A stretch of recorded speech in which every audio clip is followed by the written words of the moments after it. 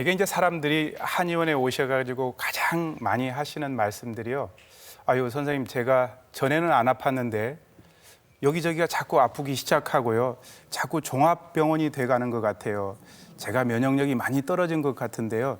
선생님, 제가 잔병 치레 안 하게 면역력 좀 높여주세요. 이렇게 얘기를 하시는 분들이 굉장히 많습니다. 그리고 또 아이들을 데리고 온 부모님들도 똑같은 말씀을 하세요.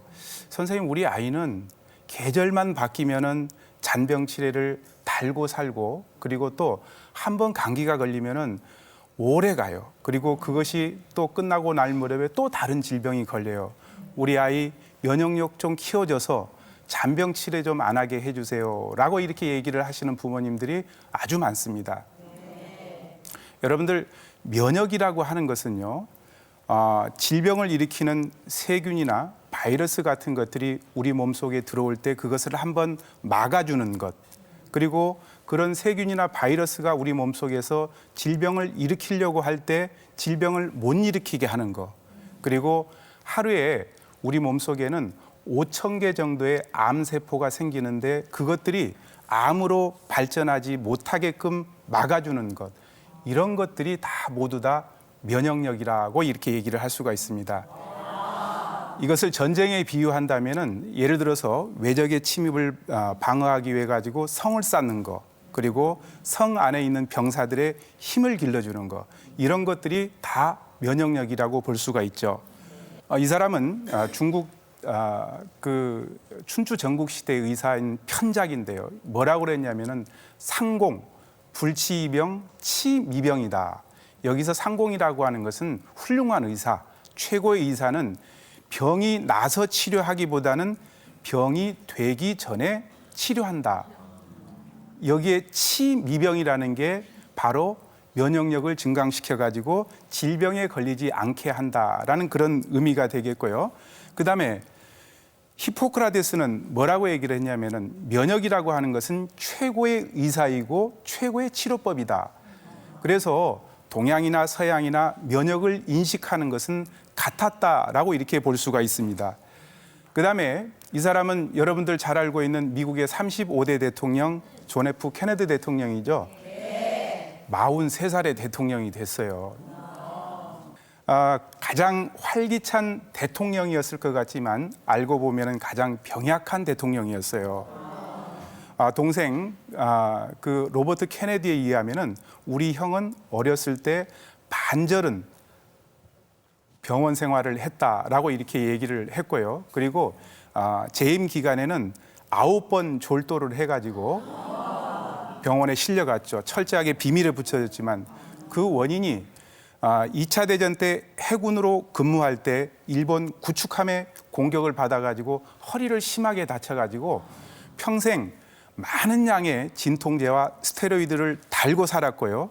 그리고 암살당하고 나서 부검을 해보니까 면역 체계를 담당하고 있는 부신피질에서 호르몬이 분비가 되지 않는 에디슨병이라는 치명적인 병을 앓고 있었어요. 그래서 케네디는 암살당하지 않았어도 생명이 얼마 남지 않았다라고 이렇게 얘기를 할 정도였습니다. 그러니까 면역 체계 질환을 가지고 가장 많은 잔병 치레를 한 사람이 대표적으로 케네디입니다. 자, 그다음에 이분 한번 볼게요. 많이 보셨죠? 네. 조선 21대 왕 영조 대왕입니다. 조선 27분 왕 중에 가장 오래 사신 분이죠. 대개 왕들의 평균 수명이 47세였는데 이 영조 대왕은 83세를 사셨어요.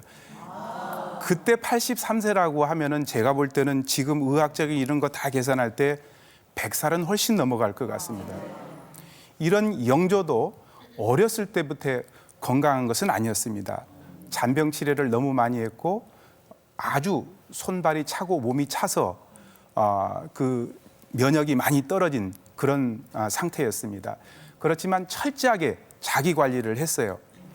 5끼니였던 임금의 수라를 3끼니로 줄였고, 그리고 밥도 잡곡밥을 드셨고 기름진 음식보다는 담백한 식사 위주, 그리고 3일에 한 번 어이의 진찰을 받아서 면역력을 키워가지고 83세까지 장수하신 가장 대표적인 인물이 바로 영조대왕입니다. 한방에서는 면역이라는 것을 어떻게 보냐면요. 아까 제가 질병을 일으키는 것은 세균과 바이러스 같은 유해 물질이라고 그랬죠. 그런 것들을 사기라고 얘기를 합니다. 간사할 사자, 기운 기자를 써서요. 그리고 이런 사기가 우리 몸에 들어올 때 일단 막아야 될 거 아니에요. 바로 막을 위자, 기운 기자, 바로 이것을 위기라고 얘기를 하는데 우리 한방에서는 이 위기가 면역력이다 이렇게 얘기를 합니다. 아까 제가 말씀드렸지만 더위는 우리 몸에 기를 상하게 한다고 그랬죠. 기가 떨어지게 되면은 역시 위기도 같이 떨어지기 때문에 여름철에 잔병 치레를 많이 할 수밖에 없는 것입니다. 우리가 연령적으로 본다면은요. 남자가 32세, 여자는 28세 정도 때 우리 몸의 기능이 가장 왕성하고 면역력도 가장 활발합니다.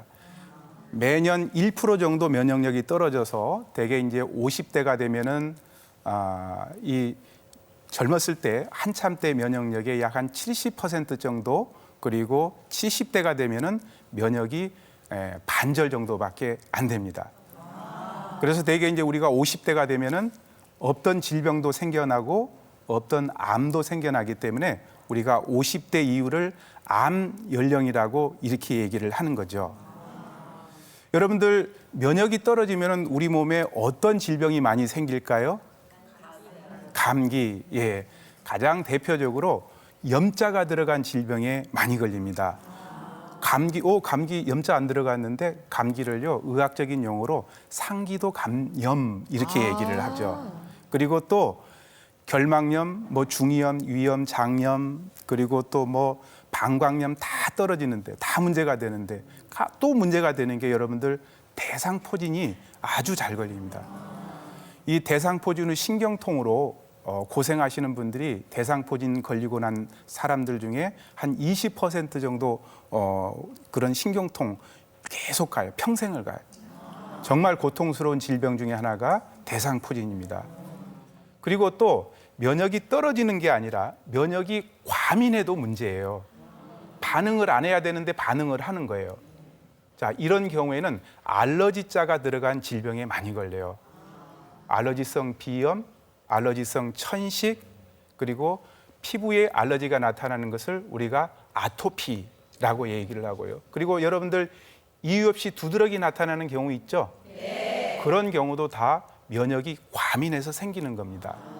실제로 우리가 잘 먹고 잘 살면은 선진국이 될수록 감염성 질환은 떨어져요. 줄어들어요. 그러지만 이 알러지성 질환은 늘어나게 됩니다. 그리고 우리가 과거에 비해 가지고 30년 전에 비해 가지고 비염이나 천식, 아토피 환자가 3배 정도 많이 늘어났고요. 그리고 우리 국민의 3명 중에 1명 정도가 바로 알러지성 질환을 가지고 있습니다. 자, 그러면은 내가 면역력이 얼마나 강한지 약한지 우리가 면역 시험을 한번 보도록 하겠습니다. 10개 항목이 있는데요. 우리 방청객들도 그렇고 우리 시청자들도 한번 체크 한번 해보시기 바랍니다. 첫 번째는 잦은 감기에 걸린다. 두 번째는 잦은 배탈과 설사를 한다. 세 번째는 주 2회 과음한다. 그리고 잦은 구내염, 흡연, 그리고 여섯 번째는 수면 시간이 하루에 6시간 이하다.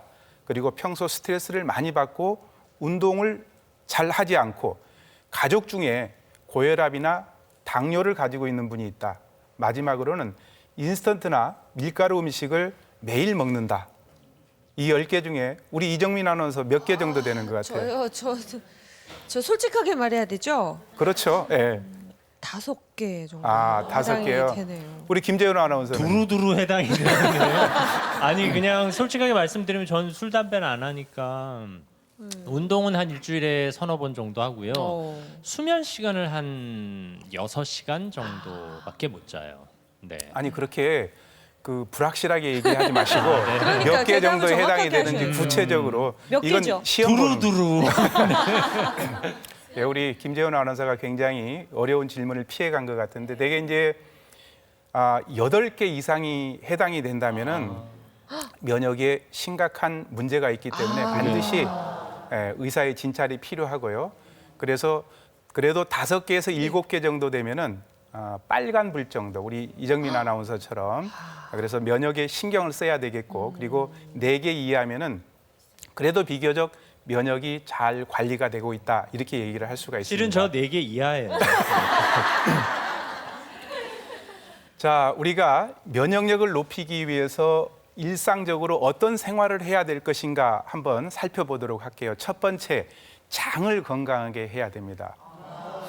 면역력하고 장하고 무슨 관계가 있을까요, 여러분들? 의아해 하시죠? 그런데 면역 세포의 70%는 장에 분포합니다. 그리고 행복 호르몬이라고 하는 세로토닌의 60%도 장과 관련이 있어요. 이 장이라고 하는 장기는 면역과 그리고 우리 정신 세계를 지배하는 놀라운 기관이라고 보시면 됩니다. 여러분들 장 하면은 어떻게 해요? 음식물을 받아들여서 그것을 소화하고 영양분을 흡수하고 배설하는 기관 정도는 알았죠? 그런데 그거보다도 훨씬 많은 역할을 하는 게 장입니다. 그리고 아토피나 또 만성 피로, 노화, 암 이런 질환도 장과 아주 밀접한 관련이 있습니다. 그래서 장 건강은 바로 면역력과 아주 밀접한 관련이 있다, 이렇게 말씀드릴 수가 있습니다. 그다음에 두 번째, 체온을 잘 유지를 하는 게 굉장히 필요합니다. 우리 정상적인 체온이 얼마죠? 36.5도.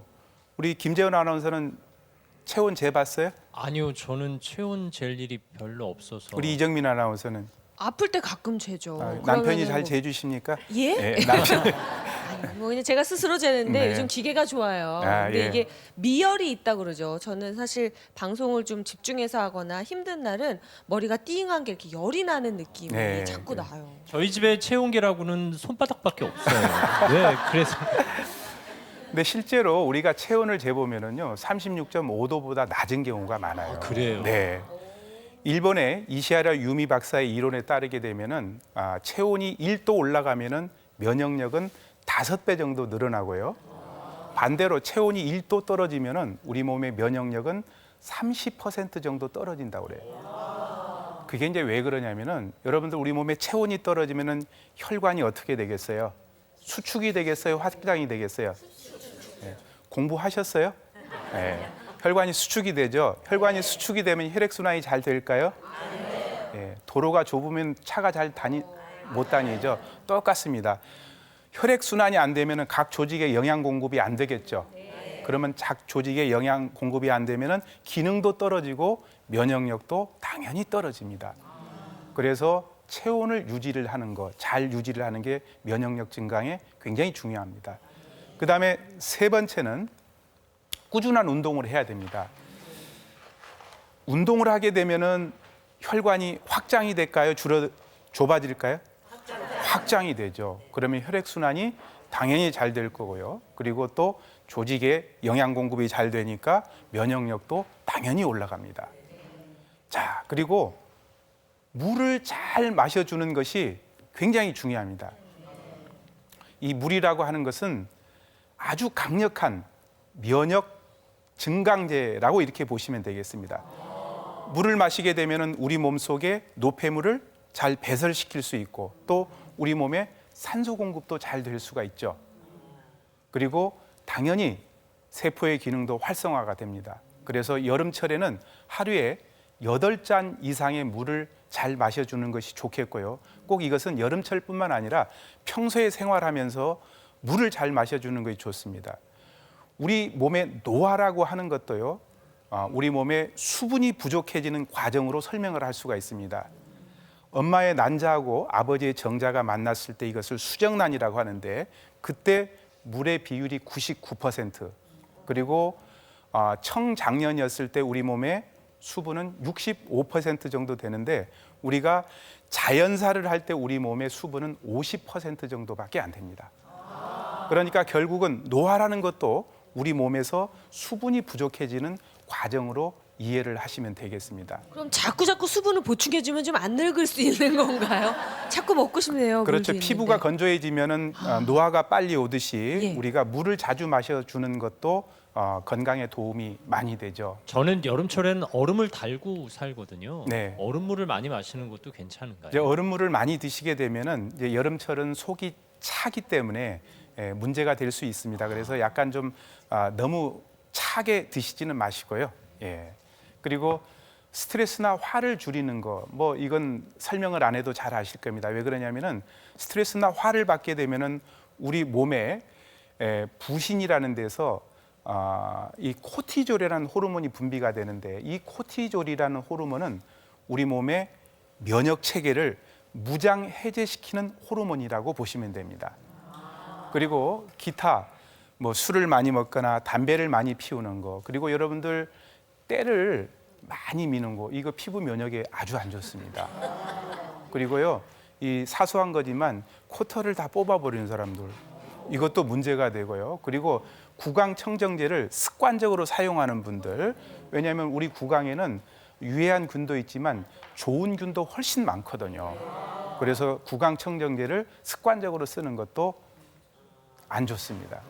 여름철 우리 몸에 면역력을 증강시켜 주는데 가장 좋은 음식이 여러분들 보양식입니다.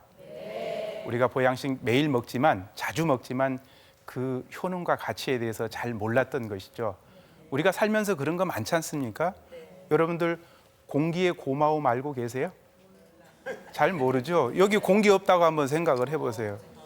그리고 아내나 남편에 대해서 고맙다고 자주 느끼십니까? 예, 저도 아닌 것 같아요. 자, 우리 여름철 보양식 중에 국민 보양식 뭐가 있죠? 삼계탕이 있죠. 이 삼계탕이라고 하는 것은 우리나라 사람들만 먹는 건 아니에요. 중국의 여러분들 유명한 영화 감독 장예모 감독, 그리고 그가 발탁한 배우 장치 배우 같은 경우에는 한국에 올 때마다 삼계탕을 먹는다고 그래요.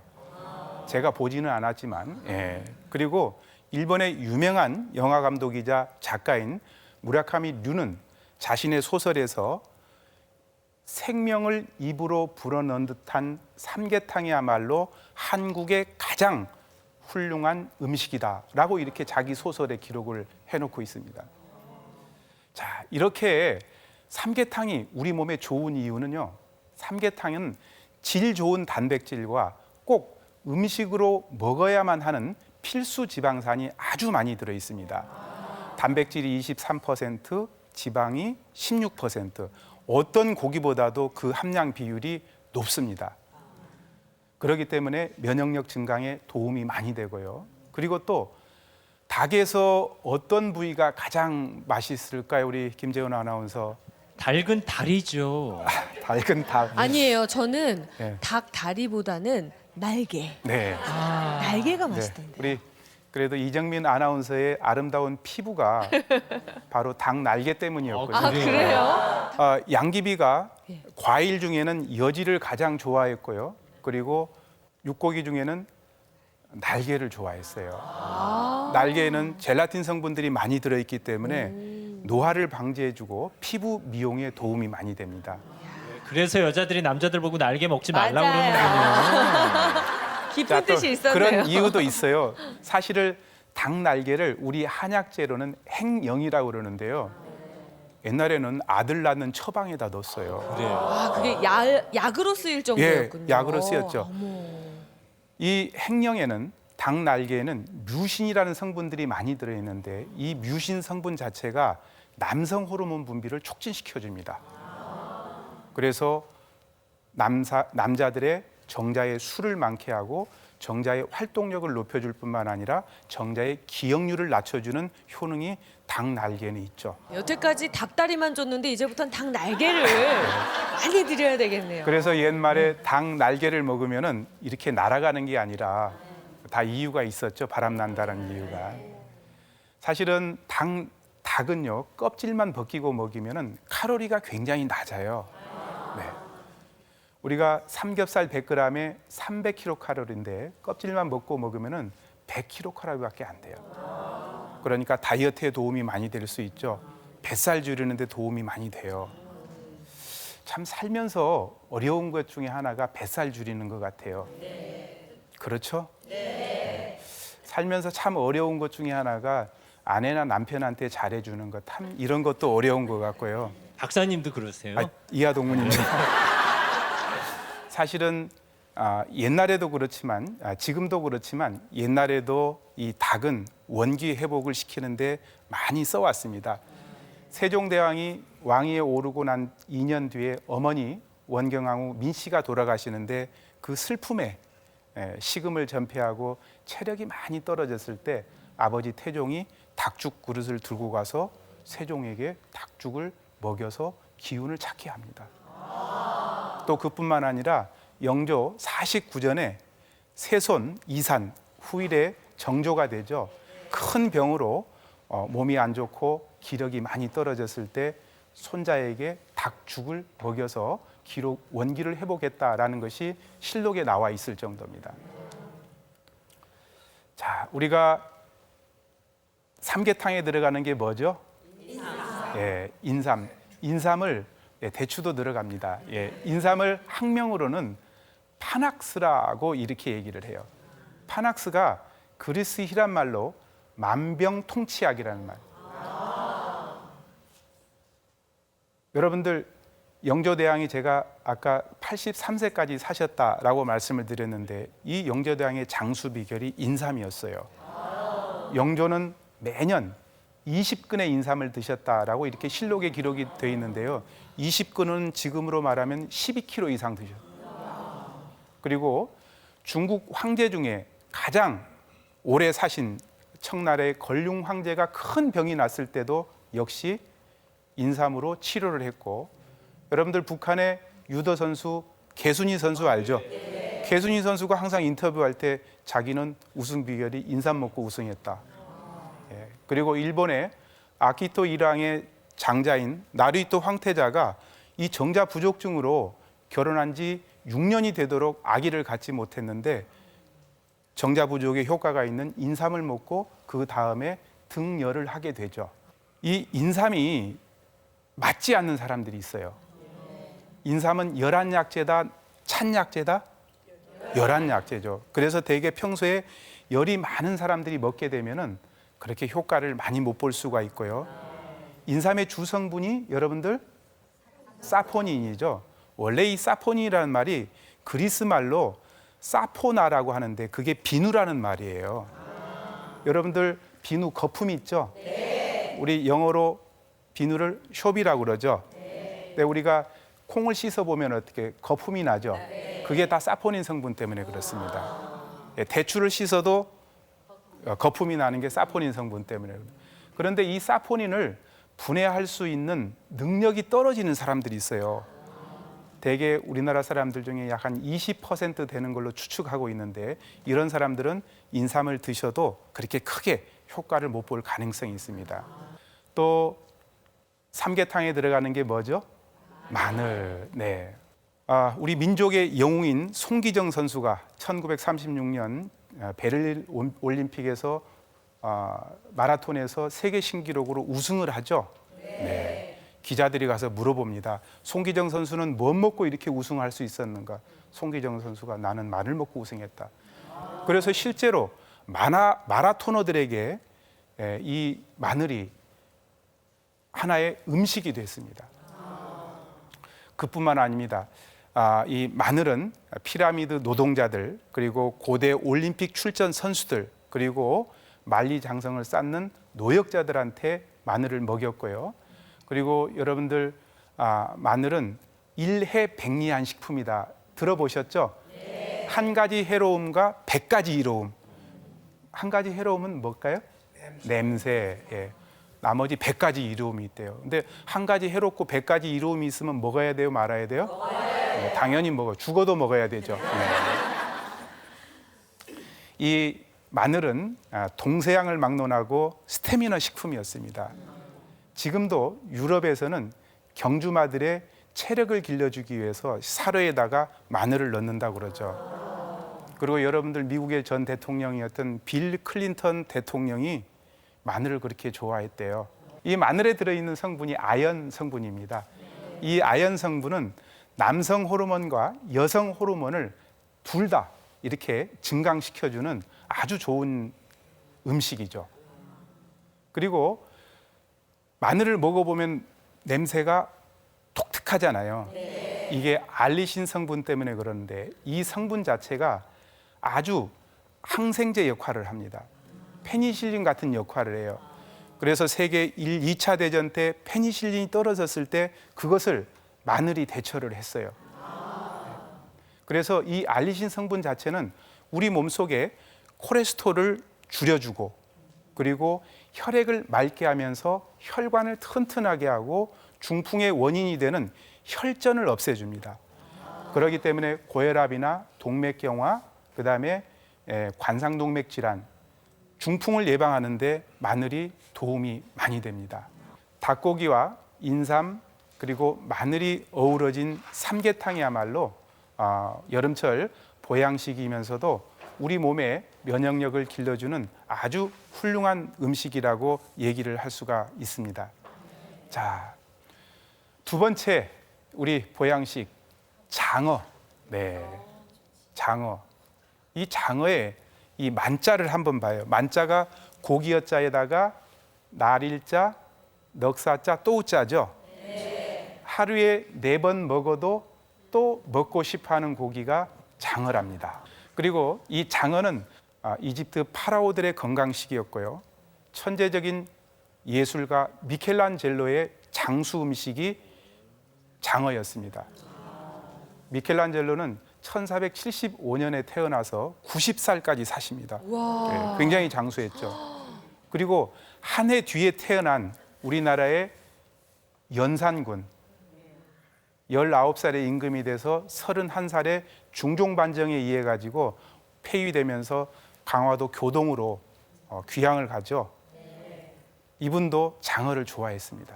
여러분들, 장어에는 무엇 때문에 이렇게 효과가 좋냐면은 질 좋은 단백질과 그리고 불포화 지방산 그리고 비타민 A, 토코페롤 이런 성분들이 많이 들어 있습니다. 단백질과 불포화 지방산은 아까 오리에도 많이 들어 있다고 그랬죠. 네, 바로 이런 것들이 우리 몸의 면역력을 증강시켜 주는데 도움이 많이 되고요. 비타민 A는 눈을 밝게 해주는데요. 다른 생선에 비해서 장어에는 비타민 A가 100배 정도 많이 들어 있어요. 예. 그리고 토코페롤, 이걸 비타민 E라고 그러죠. 이 비타민 E는 우리 몸에 노화를 방지해 주는데 최고예요. 우리 이정민 아나운서처럼 맑은 피부를 가지려면은요, 깨끗한 피부를 가지려면은 이 비타민 E가 많이 들어있는 음식을 많이 드시는 것이 좋은데 바로 장어입니다. 개인적으로 장어 좋아합니다. 아, 그래요? 다행입니다. 대신에 장어를 드실 때는 반드시 익혀서 드셔야 됩니다. 왜냐하면은 장어를 회로 먹게 되면은 장어 피에는 이크티오톡신이라는 독성 성분들이 들어있기 때문에 그것이 눈에 들어가게 되면은 결막염을 일으키고 피부 상처난 곳에 들어가게 되면은 피부염을 일으키기 때문에 반드시 장어는 익혀서 드셔야 되고요. 우리가 과거에는 폐결핵 환자들이 많았잖아요. 이 폐결핵 환자들의 보양식이 장어였죠. 그리고 이 장어를 먹을 때 우리가 항상 같이 먹는 게 생강이잖아요. 이 장어와 생강은 아주 좋은 음식 궁합이에요. 생강을 먹어보면은 매운맛이 내죠. 이게 징저롤 성분 때문에 그런데 이 매운맛 자체가 위와 장의 운동을 활발하게 해서 소화를 촉진시켜주고요. 그리고 식중독을 예방해 줄 뿐만 아니라 장어의 느끼함까지 없애주기 때문에 장어와 생강은 음식 궁합적으로 아주 좋은 궁합입니다. 자, 세 번째, 우리 여름철이 아니라 평소에도 오리고기 많이 먹죠? 네. 여러분들, 오리고기를 많이 먹은 대표적인 인물이 서태후, 그리고 아까 제가 말씀드린 걸륭 황제, 그리고 등소평. 이 등소평은 94살까지 사셨어요. 아주 장수하신 분이잖아요. 이 등소평의 장수 음식이 충조 전화탕이라는 건데요. 이게 뭐냐면은 오리에다가 양파를 많이 넣어가지고 만든 요리입니다. 자, 이 오리를 한자어로 앞이라고 이렇게 얘기를 하는데 으뜸을 뜻하는 갑자에다가 세조자를 쓰잖아요. 그러니까 가금류 중에 으뜸이라는 그런 의미를 가지고 있는 게 오리의 앞자예요. 예. 그래서 일본 속담에 오리 고기의 맛은 남을 흉보는 것보다도 더 맛있다. 네. 그리고 이제 이 오리 고기는 비교적 불포화 지방산들이 많기 때문에 다른 육류에 비해서 많이 드셔도 성인병을 걱정을 좀 안 하셔도 됩니다. 대개 이제 오리고기는 포화지방산이 20%, 불포화지방산이 70%, 닭고기는 그에 비해서 포화지방산이 36%, 그리고 불포화지방산이 60% 정도 들어 있습니다. 그렇기 때문에 건강식으로 본다면은 오리가 더 건강식이다라고 이렇게 얘기를 할 수가 있겠고요. 이 오리 기름 같은 경우에는 프랑스 같은 경우에는 고급 화장품 재료로도 쓰입니다. 자, 우리 그 여름철에 또 많이 먹는 보양축제 하나가 추어탕. 서양의 카사노버의 정력 음식이 굴이었다고 그러죠. 우리 동양의 카사노버 같은 금병매에 나오는 서문경의 정력 음식이 바로 미꾸라지였습니다. 네. 미꾸라지의 가장 큰 장점은 내장과 뼈를 다 같이 먹기 때문에 철분, 칼슘, 비타민 이런 성분들을 다 우리가 먹을 수 있는 것이죠.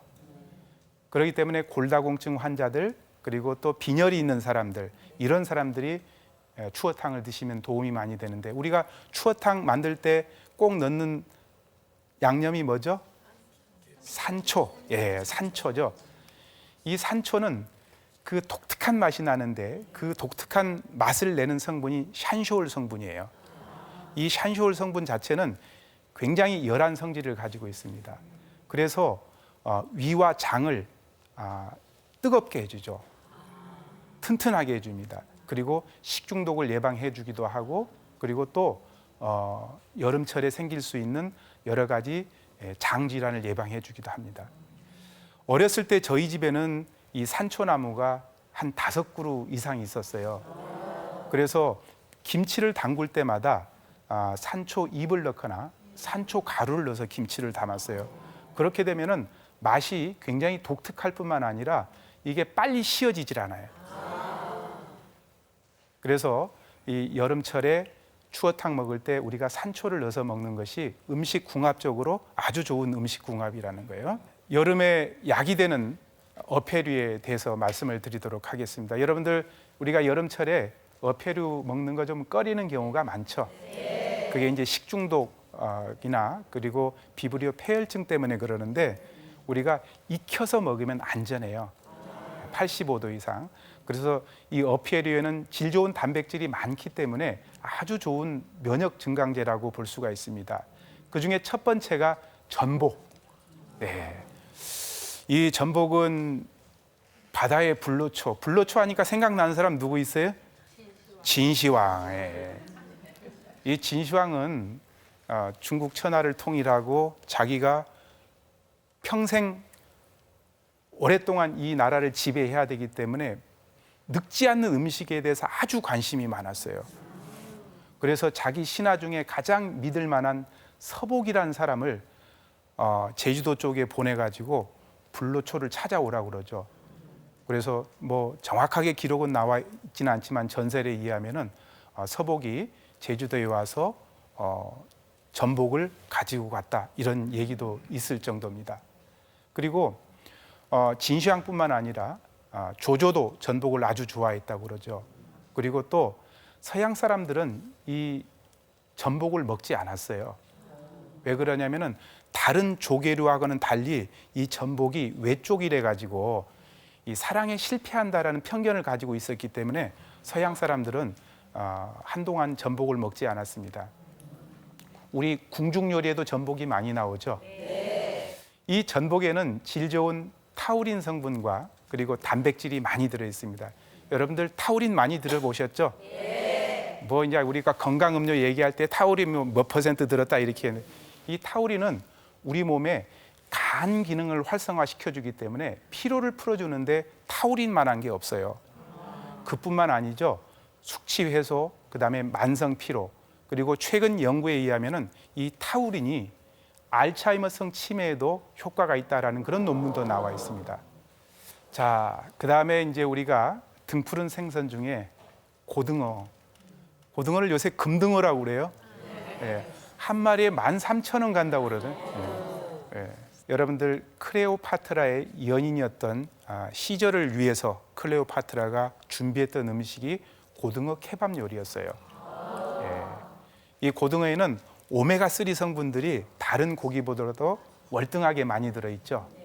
이 오메가3 성분 자체가 여러분들 우리 몸속에 콜레스테롤을 없애주고, 그리고 혈액을 맑게 하고 혈관을 튼튼하게 하면서 혈전 생기지 않게 하고, 그러니까 심혈관 질환에 오메가3가 아주 도움이 많이 되죠.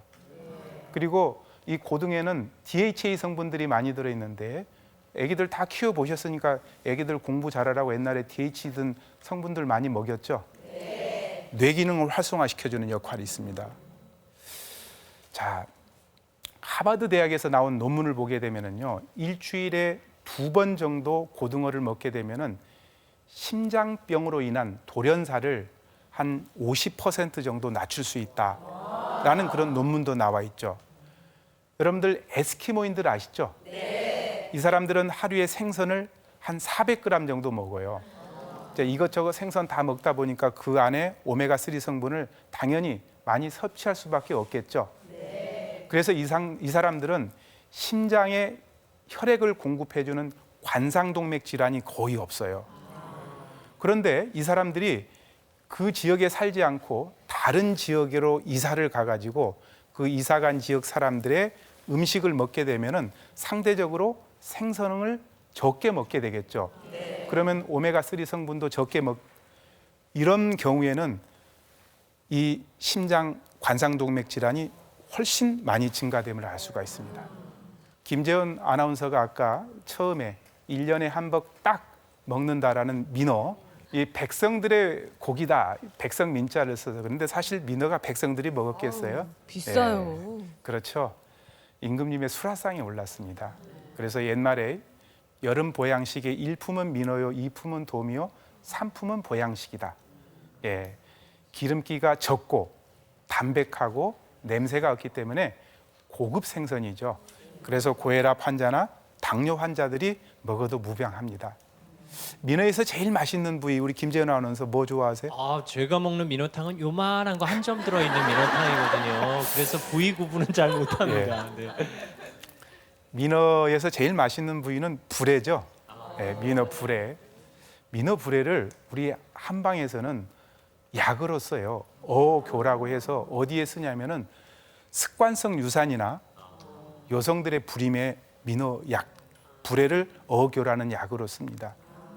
네, 대개 우리가 4주에서 12주 정도 때 유산이 많이 되잖아요. 그런 경우에 많이 쓰고, 그리고 또 이제 민어 풀이 아주 유명하잖아요. 민어 풀은 조선시대 최고로 여겼습니다. 그래서 이 풀 저 풀 다 써봐도 민어 풀만한 게 없네, 이런 말이 나올 정도입니다. 그래서 민어는 임금님의 옷은 골룡포라고 그러죠. 이 골룡포에 금박을 붙일 때도 민어풀로 썼고요. 그리고 우리가 활을 만들 때도 민어풀로 활을 만들었고, 그리고 합죽선을 만들 때도 고급 합죽선은 민어풀로 썼습니다. 자, 우리 이정민 아나운서는 여름철 네. 건강식이 과일과 과일이요. 야채라고 이렇게 네. 말씀을 하셨는데, 우리가 이제 여름철 과일은 흔히들 서민들의 의사다 이렇게 얘기를 합니다. 우리가 여름철에 땀을 많이 흘리고 영양이 부족해지면은 우리 몸의 체액이 7.4가 정상인데 자꾸 산성화되죠. 네, 우리 몸이 산성화되면은 여러 가지 질병들이 생길 수가 있는데요. 제일 먼저 잔병 치레를 많이 합니다. 그리고 두 번째는 무기력해지고 뭘 하려고 하는 의욕들이 안 생겨요. 그리고 피부 질환도 잘 생기고, 그리고 수면의 질이 떨어져요. 깊은 잠을 못 자고, 그리고 입맛도 없어집니다. 여러분들 pH 7.4가 정상인데 이게 산성화되면 수치가 더 떨어지고 알칼리성이 되면 더 높아지는데 우리가 알칼리성이 될 일이 거의 없어요. 왜냐하면 우리가 산성 음식을 계속 먹기 때문에 밥, 고기, 뭐 빵, 뭐 밀가루 이런 것들이 다 산성 음식이거든요. 우리가 매일 산성 음식을 먹기 때문에 알칼리성 음식을 먹어줘야 되는 거죠. 우리 몸이 자꾸 산성화되니까. 그러니까 과일이나 야채는 대개 이 알칼리성 식품이기 때문에 체질 개선이 되는 거예요. 우리가 여러분들 체질 개선 말로 이렇게 많이 하잖아요. 바로 체질 개선이 그런 의미라고 이해를 하시면 됩니다. 자, 이제 서민의 의사라고 하는 여름철 과일을 먹는 것도요, 그냥 먹으면 안 되고 이 색깔 같은 것을 잘 갖춰서 먹는 게 좋아요. 그래서 미국은 벌써 1991년도에 미국 보건복지부하고 국립암센터가 5어데이라는 그런 캠페인을 벌였어요. 하루에 5가지 짙은 색깔이 있는 과일과 야채를 골고루 먹으면 몸에 건강해진다. 이 짙은 색깔을 가진 과일이나 야채에는 항산화 물질들이 많이 들어있기 때문에 그래요. 이 항산화 물질이 어떤 역할을 하냐면은 우리 인체에 질병을 일으키고 그리고 우리 인체를 노화시키고 우리 인체에 암을 발생시키는 활성산소라는 것을 없애주기 때문에 그래요. 여러분들 활성산소 많이 들어보셨죠? 네. 활성산소라고 하는 것은 아까 말씀드린 대로 질병을 일으키고 암을 발생시켜주고 또 노화를 촉진시켜주기 때문에 이건 인체 무법자다라고 이렇게 얘기를 할 수가 있습니다. 우리가 호흡을 하게 되면은요, 95%는 에너지를 쓰는데 산소가 쓰이고 나머지 5%는 활성산소가 되는 거예요. 그러니까 학교를 100명이 가는데 99명은 등교를 하고 5명은 학교를 안 간 거예요. 이 학교 안 간 애들이 활성산소예요. 바로 이 짙은 색에 있는 항산화 성분 자체가 활성산소를 없애주기 때문에 과일이나 야채도 색깔을 갖춰서 먹는 것이 건강에 도움이 된다. 자, 이해가 되셨죠? 네. 자, 바로 나오는 게 뭐예요? 토마토네요. 활성산소 없애는 천국의 과일 토마토. 야, 토마토가 이렇게 우리 몸에 좋은가? 자, 뭐 세계 건강 식품 10대에 들어가는 건 알고 계시죠? 네. 그 중에 첫 번째로 토마토가 들어가 있는데요. 이 토마토는 천국의 과일이다. 그리고 서양에서는 토마토가 빨갛게 익으면 의사들이 할 일이 없어진다. 사실 그러면 안 되는데. 그리고 이 토마토는 우리나라에 광해군 때 들어왔어요. 그리고 동의보감에도 서홍시라고 기록이 되어 있습니다. 그래서 동의보감에 보게 되면은 심장병을 치료한다. 참, 동의보감에 그 당시 어떻게 이 토마토가 심장병을 치료하는지 알았을까요? 바로 이 토마토에 들어있는 빨간색 성분인 라이코펜 성분 때문에 그렇습니다. 여러분들, 이 라이코펜 성분은 바로 활성산소를 없애주는데 가장 도움이 많이 됩니다. 효과가 아주 뛰어나요. 그래서 하버드 대학에서 나온 논문을 보게 되면은 이 토마토를 매일 먹게 되면은 전립선 암 같은 여러 가지 각종 암들을 최대 45% 정도 낮출 수 있다라고 있는 그런 논문도 나와 있을 정도입니다. 자, 그리고 토마토는 하루에 2개 정도만 먹으면은요, 필요한 비타민 권장량을 다 충족시켜 줄 수 있습니다. 그런데 이 토마토는 어떻게 먹는 것이 좋을까요? 익혀서, 예. 물론 익히면은 비타민 C 같은 것들이 좀 파괴되기는 하지만 익혀가지고 거기에다가 올리브유를 뿌려서 먹게 되면은 유효 성분을 5배 정도 더 많이 흡수할 수가 있습니다. 그래서 토마토는 그렇게 드시는 것이 좋겠고요. 그 다음에 이제 두 번째, 수박. 피로 회복의 왕이다. 이 수박을 서과라고 합니다. 서양에서 들어온 박, 박과자를 써서요. 이 고려 때 원나라를 통해서 홍다구라는 사람이 들여왔는데 이 수박은 가장 유효 성분들이 칼륨인데요. 이 칼륨은 우리 몸속에 노폐물을 배출시켜 주는데 도움이 많이 돼요. 우리 몸에 과잉되어 있는 나트륨 이런 것들을 없애주죠. 그리고 아까 토마토에 많이 들어있는 성분 자체가 라이코펜 성분이라고 그랬죠? 그거보다도 단위 그람당 1.5배의 라이코펜을 가지고 있는 게 수박이에요. 그리고 이 수박을 먹어보면 단맛이 나잖아요. 이 단맛 자체가 피로를 풀어주는데 아주 도움이 많이 됩니다. 우리 어머님들 옛날에 수박 먹고 나서 팩했잖아요. 이게 비타민 B가 많이 들어있기 때문에 그래요. 그래서 옛날에 우리 선조들은 수박을 먹고 나서 그 수박 껍질을 박처럼 말려가지고 나물로도 먹었어요. 미국 사람들은 피클을 만들어서 먹었고요. 자, 그런데 수박에서는 뭐가 진짜다? 씨앗이 진짜 씨앗. 수박의 씨앗에는 이 리놀렌산들이 많이 들어 있어요. 이것이 우리 몸속에 콜레스테롤을 없애주고 그리고 또 혈액을 맑게 해주고 심혈관 질환을 예방해 주는데 도움이 많이 됩니다. 그래서 이것을 어떻게 먹냐면요, 볶아서 먹어야 돼요. 볶아서. 그냥 생으로 먹으면은 비려서 잘 먹기가 그랬죠.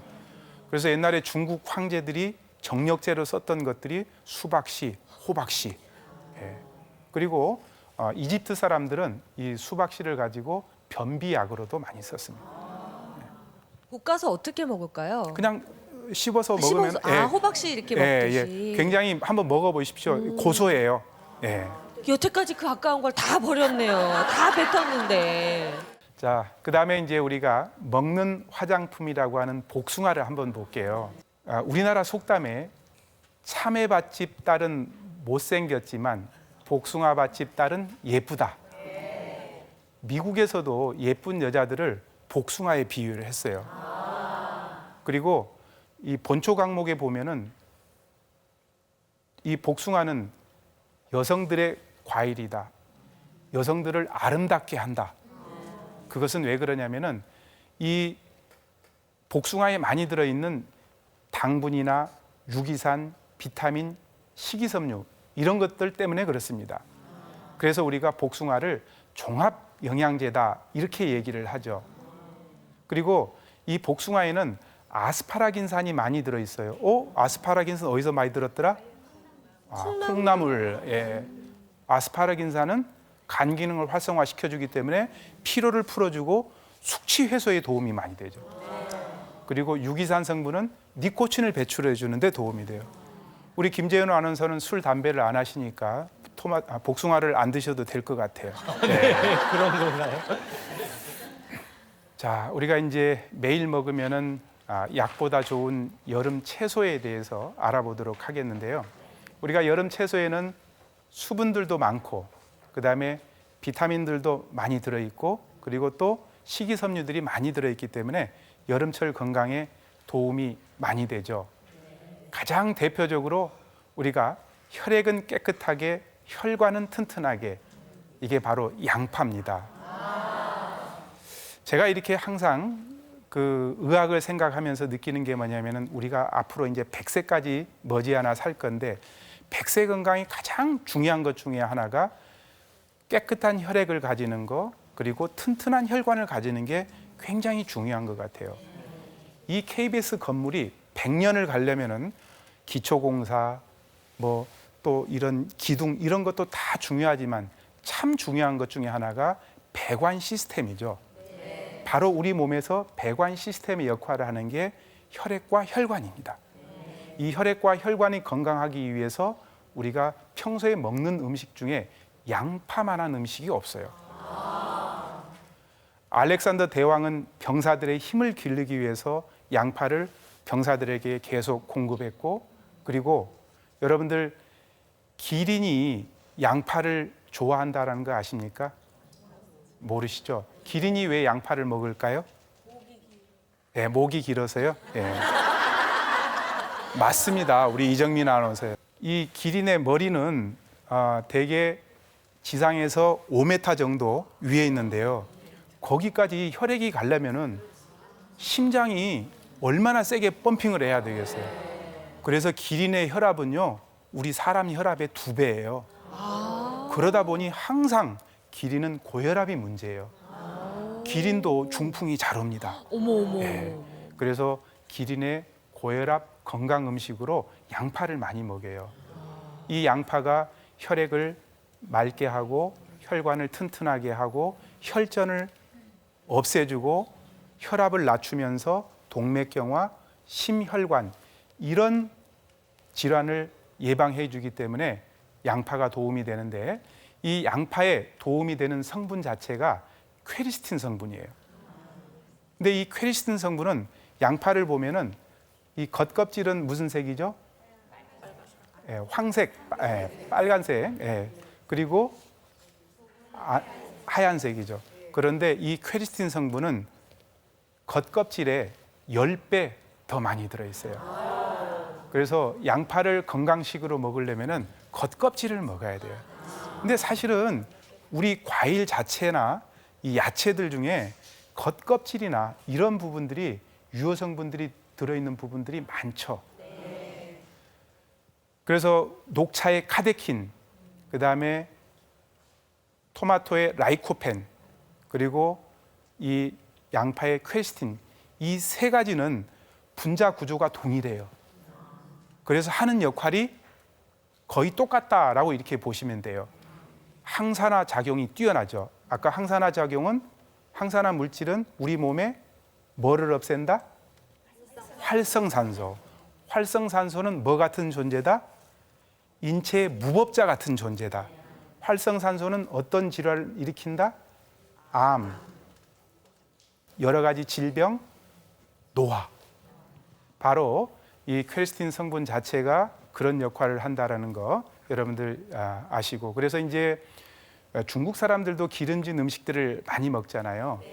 그럼에도 불구하고 미국 사람들에 비해서 심장병이 5분의 1 정도밖에 안 되는 것이 중국 사람들이 매일 먹는 양파나 녹차 이런 성분 때문에 그렇다라는 것을 세계보건기구에서 역학조사를 해서 밝힌 적이 있죠. 그래서 양파는 굉장히 건강 음식이라는 거. 그리고 이제 또 우리가 건강식으로 도움이 되는 게 연근입니다. 율곡 선생님은 16살에 어머니 신사임당을 여의시고 3년 심효살이를 하고 난 다음에 건강이 너무너무 안 좋아져서 일상생활을 못했어요. 그때 율곡의 건강을 찾아준 게 뭐냐면은 연근죽에다가 잣하고 인삼을 넣은 연근 인삼 잣죽이었어요. 이게 율곡 문집에 나올 정도입니다. 이 연근에는요 비타민 C가 많이 들어 있습니다. 연근에 비타민 C 들어 있다는 얘기 처음 들어보셨을 거예요. 그렇기 때문에 면역력과 잔병 치레를 없애주는 데 도움이 되고, 어렸을 때 제가 코피를 많이 흘렸는데 저희 할머니가 연근즙에다가 소금을 좀 넣고 그것을 먹였어요. 그러면은 신기하게도 이게 나왔어요.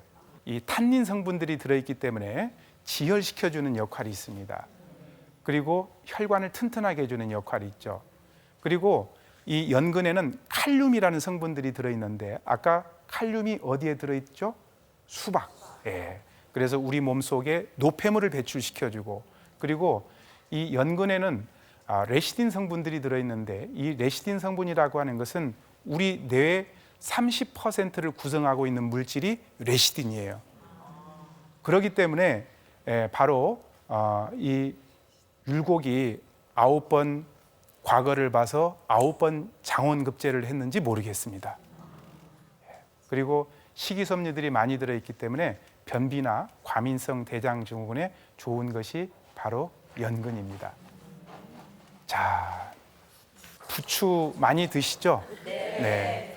부추는 인삼 녹용보다 좋다라는 그런 말이 있습니다. 부추에 많이 들어있는 성분 자체가 베타카로틴 성분인데요. 이것이 아까 질병을 일으키고 암을 유발시키고 노화를 진행시키는 활선상소를 없애요. 그리고 알리신 성분, 바로 마늘, 양파, 부추에 많이 들어있는 이 알리신 성분 자체가 바로 부추에 큰 힘을 발휘합니다. 그래서 마늘, 양파, 부추는 어떻게 보면은 사촌간이라고 볼 수가 있어요. 여러분들 마늘, 양파, 부추가 얼마나 좋은지 우리가 매일 먹는 음식은 그 고마움을 모르잖아요. 우리가 여태까지 소개했던 음식은 매일 보니까 매일 먹는 음식이고 쉽게 접할 수 있기 때문에 우리가 좀 가볍게 생각할 수 있는데요. 그것이 우리가 지금까지 계속 먹었다라는 건 뭐죠? 그만큼 우리 몸에 좋기 때문에 검증이 된 거잖아요. 그래서 마늘, 양파, 부추 이런 음식들이 아주 좋다는 얘기를 제가 말씀드리도록 하겠습니다. 이제 여름철 면역을 증강시키기 위해서 우리가 먹어야 되는, 먹으면 좋은 차가 있어요. 오가차. 5가지 과실로 된, 임금님도 드셨던 오가차에 대해서 제가 말씀을 드리도록 하겠습니다. 이 오가차는 면역력을 증강시켜서 뭐 여름철뿐만 아니라 환절기나 겨울철에도 잔병 치레를 없애주고요. 그리고 지금 우리가 항상 문제가 되는 게 뭐냐면은 미세먼지가 문제가 되죠. 이 미세먼지를 없애는데 호흡기를 튼튼하게 해주는데 오가차가 도움이 많이 됩니다. 이 오가차는 이 만드는 방법도 아주 간단합니다. 호두 10개, 대추 20개, 은행 20개, 생강 큰 거 1톨, 그리고 속껍질이 있는 생밥 10개. 속껍질이 있어야 돼요. 겉껍질만 벗기고. 왜냐하면 속껍질의 떫은 맛에 탄닌 성분들이 많이 들어있기 때문에 그렇습니다.